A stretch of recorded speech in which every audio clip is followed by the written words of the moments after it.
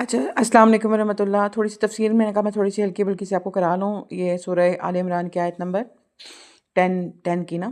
تو اس میں نا ان الذین کفروا، اچھا اس میں بڑی ایک امپورٹنٹ بات ہے کہ ہم سمجھتے ہیں کہ جی اس میں آ رہا ہے نا کہ ان الذین کفروا لن تغنی عنہم اموالہم ولا اولادہم من اللہ شیئا، جیسا کہ اس کا ترجمہ ہے کہ جو لوگ جنہوں نے کفر کیا، نہ ہی ان کو قیامت کے دن اولاد کام آئے گی مرنے کے بعد، اور نہ ہی ان کا مال ان کو کام آئے گا۔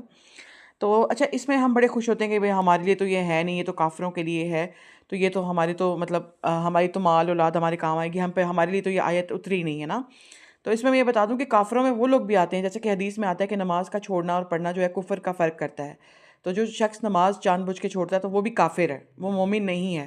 تو یہ ان کے لیے بھی ہے، صرف کفر یہ نہیں ہے کہ اللہ کو نہ مانے، کفر یہ بھی ہے کہ آپ نماز کا ٹائم ہو رہا ہو لیکن آپ نماز جان بوجھ کے چھوڑ دو۔ حدیث میں صاف صاف لکھا ہے جو شخص نماز نہیں پڑھتا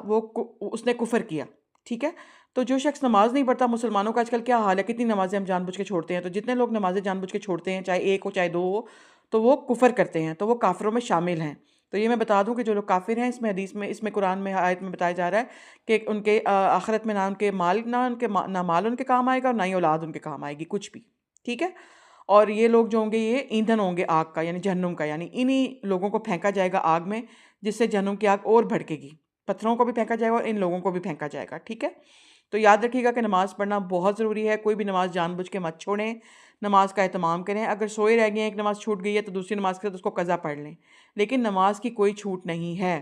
صرف اور صرف ہم جانتے ہیں عورتوں کو جب پیریڈز آتے ہیں تو تب نماز جو ہے وہ ان کی معاف ہوتی ہے، مردوں کی نماز کسی بھی حال میں ان کو معاف نہیں ہوتی، انہیں پڑھنی ہی پڑھنی ہے، ٹھیک ہے۔ اور قرآن میں ایک آیت ہے کہ نماز کا اس کے وقت پر پڑھنا ضروری ہے، یہ نہیں کہ نماز 4 بجے ہو رہی ہے تو آپ 5 بجے 6 بجے 7 بجے پڑھ رہے ہو، نماز کو اس کے ٹائم پر پڑھنا لازمی ہے، ٹھیک ہے۔ تو نماز چھوڑنا کفر ہے، یہ بات مسلمانوں کے لیے بہت ضروری ہے، اس پر عمل کریں، اس کو سنیں، اس کو سیریس لیں۔